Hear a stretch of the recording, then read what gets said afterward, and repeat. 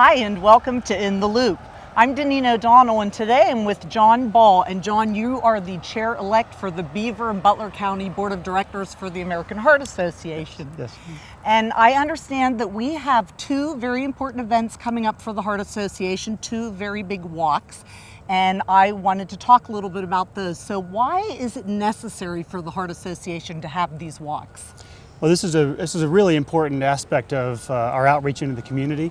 Not only does it help increase the awareness about what the Heart Association is doing, but certainly it's a significant fundraiser for the Heart Association. A lot of people would say, well, I don't want to donate to this Heart Association because my money will go all over the United States, and that's not the case with the Heart Association necessarily, is it? No, it's really not. And this is really a special area, this community here. If you look at the dollars that are contributed into this community for the American Heart Association, it's a considerable amount that's really actually touching people's lives here in our community. So it's really important. Now, the Heart Walk's coming up. There's one in Cranberry and there's also one in Butler. What are the dates of those walks coming up? Sure, the walk in Cranberry is Saturday, September 28th. And the walk in Butler is going to be October 12th. The one in Butler is going to be at the Butler Community College. And here in Cranberry is at the Cranberry Woods Trail that's around the Westinghouse complex. So it's a great way for people to get exercise, to be heart healthy. What else can people expect at these heart walks when they come to them?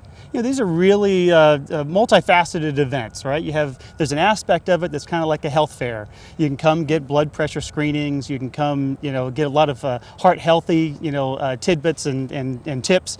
You can come and there's a community event. It's great for the kids. They'll have balloon animals and the fire trucks and those kind of things. There'll be entertainment. It's really it's a great opportunity to bring your friends and your family, your coworkers, your neighbors. If everybody come out and take a nice little walk on a Saturday morning, it's a beautiful time of year. I mean, really, it's a fantastic event. How can people get involved in this? I know that there are teams that are formed, but people don't necessarily have to have pre-registered or be a part of a team.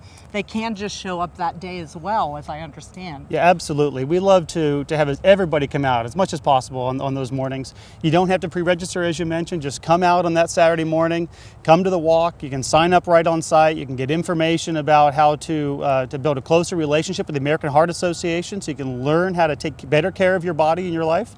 It's honestly, it's a no burden type of activity, right? Just come in and have a good time on a Saturday morning. So this is a great way to spend a day and to raise money for a really worthy cause, because heart disease is one of the #1 killers in our country.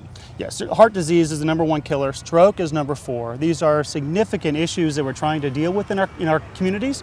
For every dollar that's raised by the American Heart Association at these walks, $3 goes back into the local community for research and development, for defibrillators, for CPR training, for heart healthy lifestyles in the schools. I mean, this is a considerable amount. So last year, we raised almost $200,000 at these walks, that's over $500,000, which the American Heart Association is investing back into these communities right here to help drive better lifestyles. I mean, what a win-win investment that is, absolutely. That is amazing that you get that much back.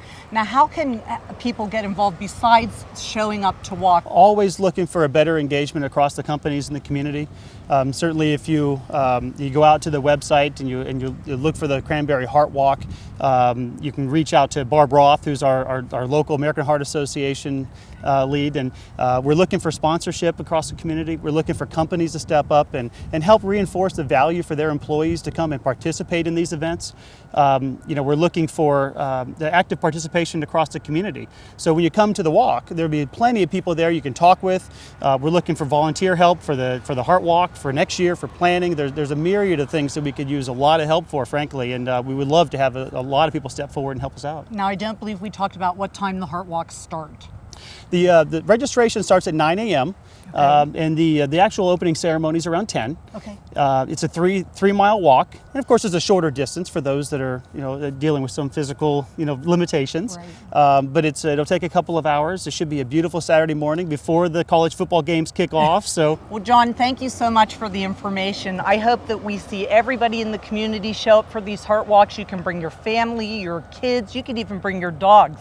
For Armstrong, I'm Daneen O'Donnell, keeping you in the loop.